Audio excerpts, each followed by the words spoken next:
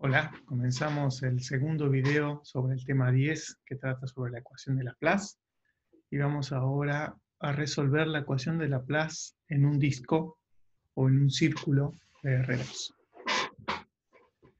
Entonces, lo que queremos hacer es resolver la ecuación de Laplace en un círculo de radio A, como este que está aquí dibujado, es decir, la ecuación es laplaciano de U igual a 0, y estudiaremos en este caso, en este ejemplo, una condición de borde de Dirichlet.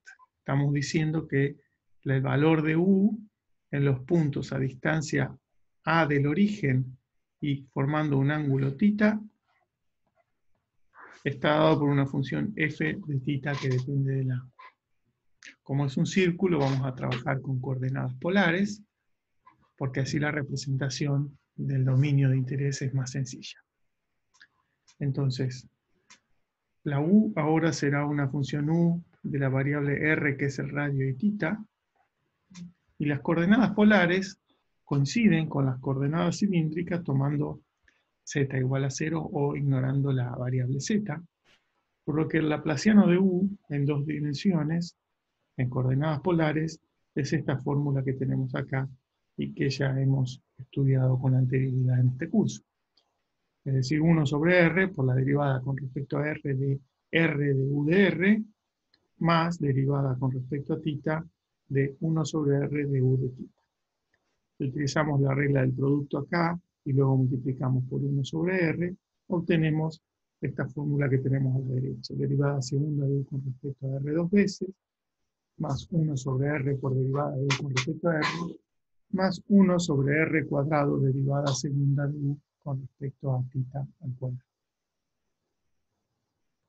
Muy bien, entonces queremos resolver es la ecuación laplaciano de U igual a 0 en esta región circular y prescribir cuánto vale la U en los puntos del borde dependiendo del ángulo. Entonces, hemos reescrito aquí la ecuación, laplaciano de U igual a 0 y U de A θ igual a F de θ, y vemos que el radio R o la distancia de origen es un número que va entre 0 y A, y el ángulo θ lo vamos a considerar entre menos pi y pi. Si hago un dibujo de estas coordenadas,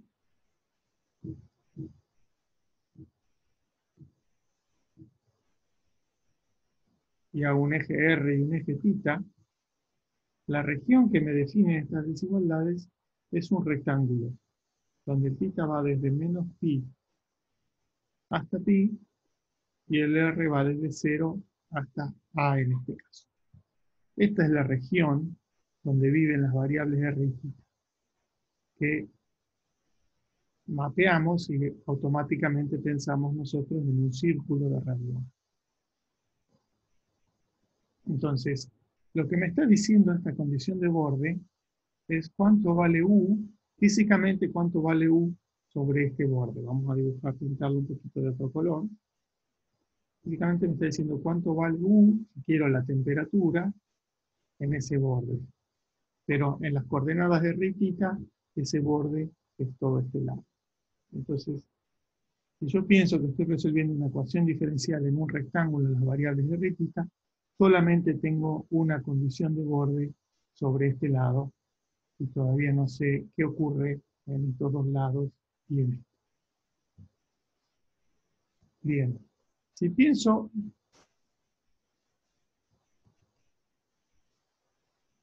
en este lado, vamos a poner este lado, por las coordenadas polares, son todos los puntos de la forma R igual a 0 y θ variable. Todo ese lado viene a parar a un punto. Entonces estamos encogiendo todo un segmento del que tiene longitud a un punto que no tiene longitud. Eso genera una cierta singularidad y hace que sin querer aparezcan soluciones de esta ecuación que en el 0 valen infinito, o que se van a infinito cuando el punto se acerca al origen. Es por eso que para eliminar esas soluciones no físicas, vamos a pedir que U en R igual a 0 para cualquier θ no sea infinito. Y eso lo hago pidiendo que el valor absoluto sea menor que infinito. Es decir, que U es acotable. Muy bien. Quiero usar otro color brillante. Aquí. Ahora, este segmento y este segmento, por este cambio de variable, los dos vienen a parar a este mismo segmento del disco. Por lo tanto, eh, si bien son dos lados diferentes, en realidad corresponden a los mismos puntos del disco. Entonces ahí tenemos las condiciones de borde periódicas similares a las del anillo circular. Vamos a pedir que U en R menos pi sea igual a U en R pi. Y esto para R entre 0 y A. Y eso vendría a ser que la temperatura es continua, pero también que el flujo sea continuo, es decir, la derivada de U con respecto a θ en R menos pi sea igual a la derivada de U con respecto a θ en R pi, también para R entre 0 y A. Entonces ahora sí tenemos 4 condiciones de borde. La primera condición de borde, la original, que corresponde a este borde de aquí a la derecha, R igual a A. Las siguientes condiciones de borde, perdón, violeta, que corresponde a R igual a 0, es esta que está aquí. Y las condiciones de borde que corresponden a θ igual menos pi y pi, que son las de tipo periódico, que son estas dos que están. Todo esto lo hemos vuelto a escribir en la siguiente diapositiva. Entonces ahora sí podemos comenzar a resolver. Comenzaremos a resolver y lo haremos usando el método de separación de variables. Es decir, que proponemos una solución U de las variables R y θ que dependa como un producto de una función de θ por una función de R. Entonces identificamos las condiciones de borde. Las que están escritas aquí son solamente las condiciones homogéneas. Homogéneas quería decir que la función U igual a 0 las cumple. La función U igual a 0 cumple esta condición de borde, esta y esta, y la que está faltando era que la U de A θ era igual a una función f de la variable. Y por ahora la ignoramos. Entonces la pongo entre paréntesis. Bien, entonces tengo una U que depende de R y de θ como un producto de una función de θ por una función de R, y entonces quiero ver qué me dice esta ecuación diferencial para esa U. Muy bien, si derivo la U con respecto a R dos veces, me queda phi de θ por G doble prima de más 1 sobre R por la derivada de U con respecto a R, que es phi de θ por G prima de más 1 sobre R cuadrado por la derivada segunda de U con respecto a θ dos veces, que lo puedo escribir del lado derecho de la ecuación con un signo menos. Menos 1 sobre R cuadrado, phi de θ, perdón, phi ahora segunda de θ por G de R.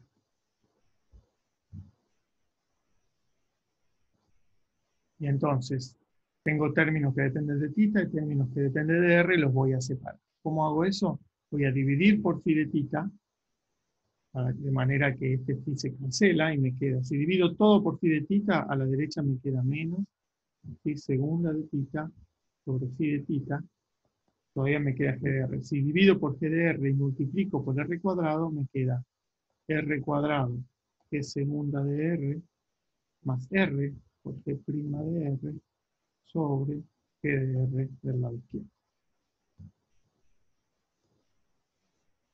Entonces, tengo las dos variables separadas. Al lado izquierdo tengo una función que depende solo de R, del lado derecho una que depende solo de θ, por lo tanto, la única posibilidad es que esto sea igual a una constante. Vamos a hacer un poco de espacio para estudiar qué ocurre con las condiciones de borde.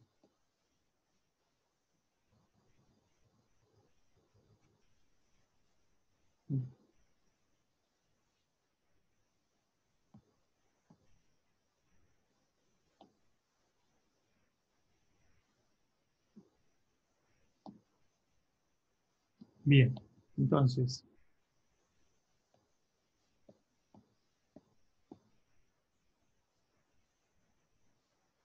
las condiciones de borde homogénea. Cuando mire esta primera condición de borde, esa me dice que phi de menos pi por g de r igual a phi de pi por g de r. Es decir, que phi de menos pi menos phi de pi por g de r igual a 0 para todo r. Por lo tanto, para no tener solución trivial, necesito que phi de menos phi de pi sea 0, que es lo mismo que phi de menos pi igual a phi de pi. La segunda condición de borde habla de la derivada de u con respecto a θ, pero la derivada de u con respecto a θ, la escribo aquí, es phi' de θ por g de r. Así que esa ecuación se escribe phi' en menos pi por g de r igual a phi' en pi por g de r. De la misma manera, phi' en menos pi menos phi' en pi por g de r tiene que ser 0, y para no tener solución trivial necesito que esto sea 0. Es decir, phi' en menos pi igual a phi' en pi. Entonces, estas dos condiciones de borde ya me dicen, me dan dos condiciones de borde para la phi, por lo tanto la ecuación de phi, que es esta que está aquí, es la que me va a determinar los autovalores que haremos en la siguiente diapositiva. Entonces el problema de autovalores es este problema planteado en el intervalo de θ entre menos pi y pi. Tengo phi segunda igual a menos lambda por phi de θ, phi en menos pi igual a phi de pi, y phi' en menos pi igual a phi' de pi. Un problema muy similar habíamos resuelto con el anillo singular circular de longitud L, que decía phi segunda de x igual a menos lambda phi de x, phi en menos L igual a phi en L, y phi' en menos L igual a phi' en L. En este caso, las autofunciones eran lambda igual a 0, era un autovalor, correspondía a la función phi igual a constante. Y lambda igual a n pi sobre L al cuadrado, y le correspondía la función phi igual a coseno de n pi x sobre L, phi de x, una constante, más otra constante por el seno de n pi x sobre L. Entonces, el problema que tenemos aquí es el mismo, solamente que la variable en lugar de llamarse x se llama θ, y la longitud en lugar de ser 2L es 2pi. Por lo tanto, estamos con el caso en que L es igual a pi. Si reemplazo L por pi, obtenemos que los autovalores y autofunciones son lambda igual a 0, con phi de θ igual a constante, y lambda igual a n pi sobre pi al cuadrado, es decir, n cuadrado, con phi de θ igual a coseno de n pi sobre pi, es decir, n θ, y seno de n θ. Podemos escribirlas así, separadas con coma, para indicar que esas son las dos autofunciones que representan a todas las demás, y todas son una constante C1 más C2 por esta.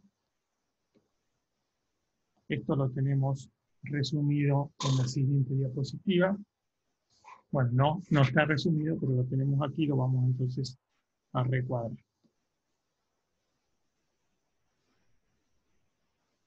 Pero lo importante ahora, para el siguiente paso, es recordar que estos son los autovalores. Lambda igual a 0 y lambda igual a n cuadrado para n un entero positivo. Entonces, en la siguiente diapositiva tenemos el problema para la función r. Recordemos que al separar variables nos había quedado r cuadrado, g segunda de r, más r g' de r, sobre g de r, igual a menos phi segunda de θ sobre phi de θ, y esto era igual a lambda. Por lo tanto, la ecuación para g ahora es r cuadrado, g segunda de r, más r por g' de r, igual a lambda por G de R. ¿Sí? Estoy pasando este término multiplicando allí. Entonces, esta es la ecuación que debemos resolver para G, para cada uno de los autovalores que encontramos en la diapositiva anterior. Los autovalores que habíamos encontrado eran lambda igual a 0 y lambda igual a n cuadrado. Entonces, voy a borrar esto. Esto no me hace falta, lo dejo, pero... Entonces, vamos a resolver primero el caso en que lambda igual a 0. Este caso resaltado. La manera de resolver esto es, bueno, primero de ver que es lo mismo resolver esa ecuación que resolver R por G segunda de R más G' de R igual a 0. Lo que he hecho es sacar de factor común un R, y como eso tiene que ser 0, que tiene que ser 0 toda esta forma.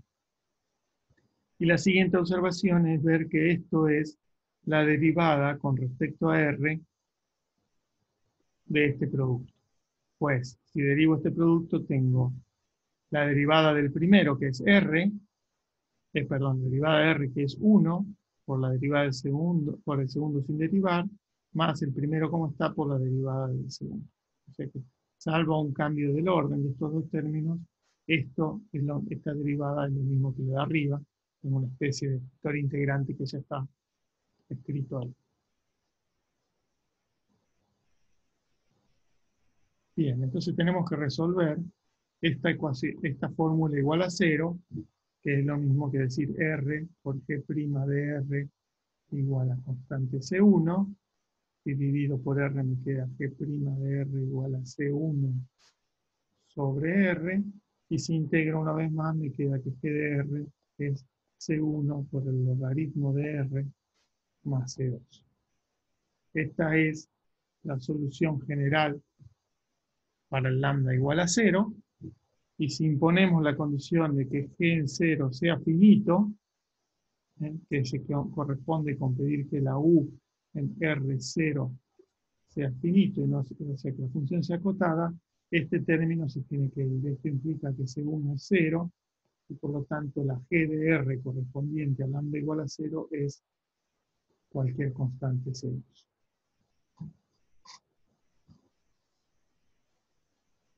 Bien, es decir que aquí tenemos G de R igual a constante. Y ahora analicemos el caso en que lambda es n cuadrado.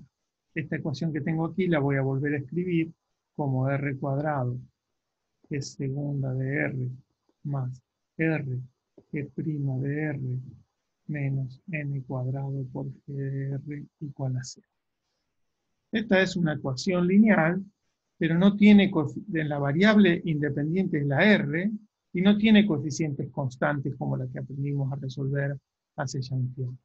Tiene coeficientes variables, dependen de la R.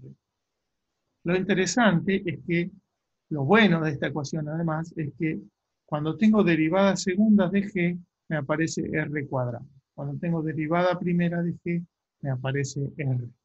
Entonces, si yo pienso en la función G de R igual R a la P, con P alguna potencia, la derivada de G es P por R a la P menos 1, y la derivada segunda de G es P por P menos 1 por R a la P menos 2. ¿Y qué tiene de bueno esto? Bueno, que si yo multiplico G' de R por R, vamos a multiplicarlo con otro color, si multiplico aquí por R, tengo por R, me queda P por R a la P. Y si multiplico G segunda por R cuadrado, me queda P por P menos 1 por R a P menos 2 por R al cuadrado, vuelve a quedar R a la P. Es decir, P por P menos 1 por R a la P. Es decir, que para funciones candidatas como esta, aquí me queda P por P menos 1 por R a la P, más P por R a la P, menos N cuadrado por R a la P igual a 0. En todos los términos me aparece R a la P. Se lo saco de factor común, y para que esto sea 0, es necesario que P por P menos 1 más P menos N cuadrado sea 0. Estos son los tres términos que aparecen aquí. Si desarrollo esto, me queda p cuadrado menos p más p menos n cuadrado igual a 0, es decir, p cuadrado igual a n cuadrado, o sea que p puede ser más o menos n. Y entonces, dos soluciones linealmente independientes de esta ecuación son r a la n, porque me dice que el p puede ser n, y r a la menos n. Es decir, que la solución general es C1 por R a la N más C2 por R a la menos N. N es un entero positivo, puede ser 1, 2, 3, cualquier entero positivo, y por lo tanto, una de estas dos funciones se va a ir a infinito cuando R se vaya a 0. O sea que si yo quiero pedir que g de 0 sea menor que infinito, C1 o C2 tienen que ser 0. La función que se va, si yo grafico en la variable r a la n, es de esta forma, y r a la menos n es de esta forma.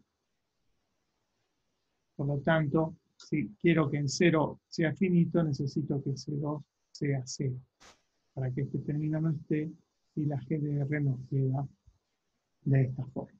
Es decir, que en este caso g de r es cualquier constante por r a la n.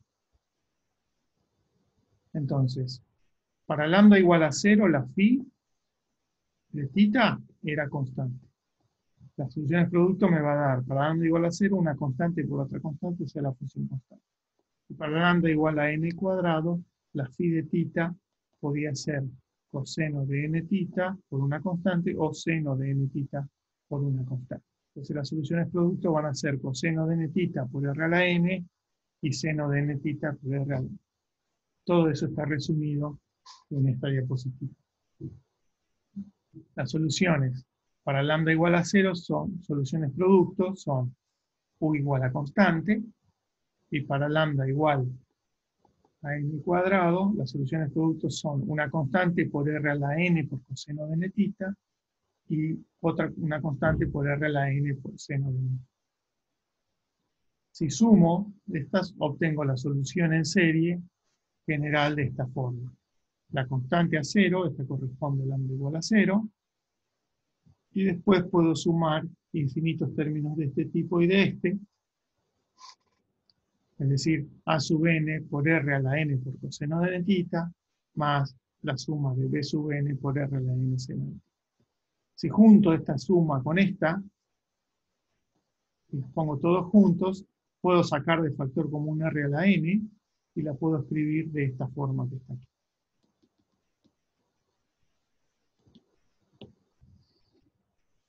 Entonces, cualquiera de estas dos fórmulas es la solución más general en forma de serie de la ecuación de Laplace en el anillo circular. Solución de Laplace en un anillo circular. Por ahora, de cualquier radio. ¿Sí? Entonces, si ahora quiero imponer, vamos a hacer una cosa.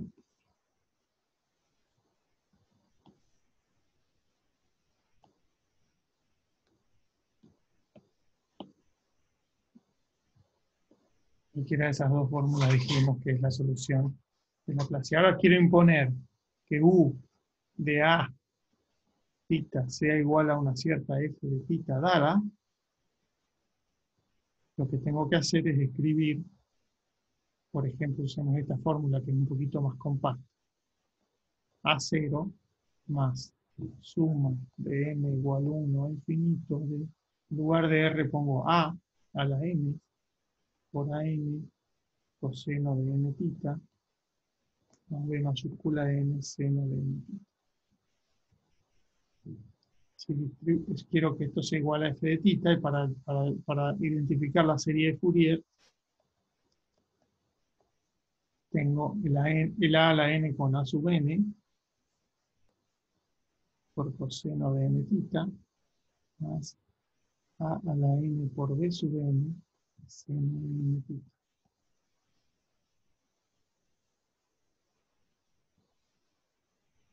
Es decir, que estos deben ser los coeficientes de Fourier de la función f de tita definida en el menos pi pi. O sea que estamos pensando en el L igual a pi, recordamos eso. Por lo tanto, el A sub 0 era el promedio de la f, es 1 sobre 2pi, integral entre menos pi pi de f de tita diferencial. El A a la n por A sub n, ¿sí? Recuerden que la A minúscula es el radio, es un dato, lo conozco. El que no conozco es A sub n. Ese producto es 1 sobre la mitad de la longitud de intervalo, es decir, 1 sobre pi, integral entre menos pi pi de f de tita por el coseno de n tita diferencial tita. Y el A a la n por b sub n es 1 sobre pi, integral entre menos pi pi de f de tita por el seno de n tita diferencial. Y cambiamos x por tita y L por pi.